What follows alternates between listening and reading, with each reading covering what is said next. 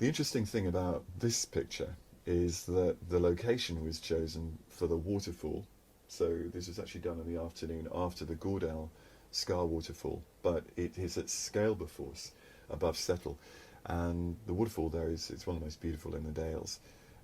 And when we arrived, we'd left in the rain, we drove up into the cloud to get over the hill towards Settle, and Scaleberforce is quite near the top of the hill where the road goes.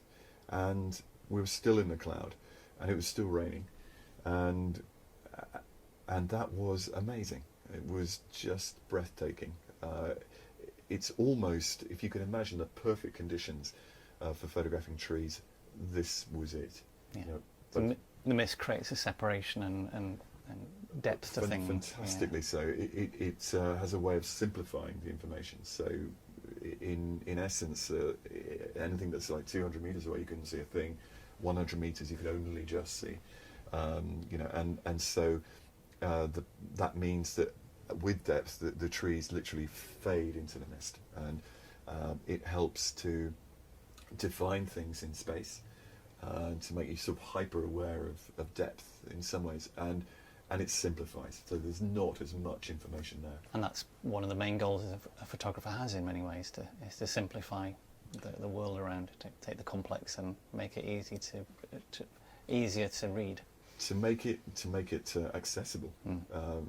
Clearly the landscape is visually very, very complex, and this is a good example of that, but we are aiming at least partially to clarify what is there, and we may not think that's what we're doing, but that is what we're doing to a large extent. And woodland is something that most human beings, I think, will respond to very positively, and yet as landscape photographers, it's one of the hardest of all subjects to photograph. So I think why not, first of all, let's just go straight up to 100% and look at the detail, and bearing in mind the scale here. It's really interesting to note, I mentioned rain. You can see that the rain is in abundant evidence on the leaves, on the branches, and if we go over to the trunk of the main beech in the foreground, it's absolutely dripping wet. You can see all the drops on the branches. Yes. And the quality of light just coming in there on the western side of the tree is quite beautiful, I think. Is this on a medium format camera? Yes, shot with the Phase 1 P45 on a Linhof camera. That all sounds like gobbledygook. It's a medium format, double the size of a 35mm capture frame. Very, very high quality lenses which do give excellent resolution, and all of that. Now, ultimately, none of that's as interesting as the pictures themselves, hopefully. If I now zoom back, I've just chosen that area of light, and I'd like to think that you could see that almost as a picture in its own right. And in many ways, what I strive for is to make pictures which have pictures within the picture, yes, within the main picture. And I think complex landscapes are like that.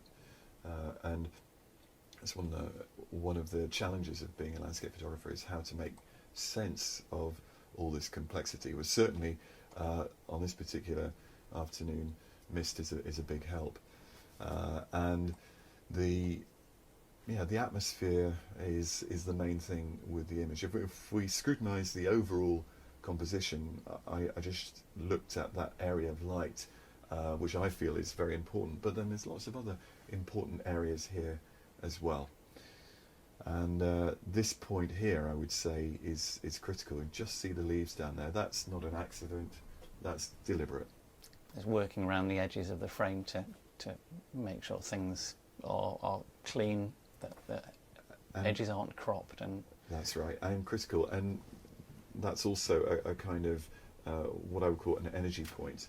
There's another much, much subtler one here, just where the tree points towards the edge of the frame, or this downed tree, and then the branch. It's actually two separate areas. Just looking at the frame edges can be instructive. Most of this is fairly subtle. And here you can see there's another tree on the right hand side. Now, I'm not sure that's perfectly rendered, but that is there deliberately. If I cropped it out I think I felt that the energy would have flowed a bit strongly away on the right hand side. So that's included to kind of hold the top right hand. And if you would have included that tree whole, so there's a space to the right of it, would it have created too much of a focus point in that corner potentially? Yes, I think so. So I wanted a dark finish. You can see I've actually just included a little bit of information beyond it. I might just crop that off in future if I think to do so. So there we have it. I think that you can see the other, if I can just quickly point out this shape here, the way that moves, and here. It's a point of springing, it would be described in architecture. Right. So compositionally, that is a kind of strong starting point. Note that there's another, a kind of inverse echo in that shape there, which is also gently echoed in its own right by some of the other shapes in the background. And so overall, although it on the face of it seems quite simple, there is actually a lot of complexity in the way that the image is designed.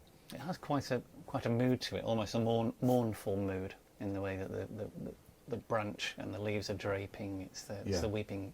Yeah, it is a behind weeping tree in a sense. I agree with you, and it sits on top of this rather slightly awe-inspiring drop, which adds an element of kind of danger. And I think you could say that the rain and the dampness, inevitably we do think of weeping and crying and so on in association with rain, and I think that adds a sort of certain poignancy to it. From a one more point I'd like to make is that this was a very, very easy image to process. It is almost literally exactly as I saw it, and there's been almost no changes made whatsoever to the file.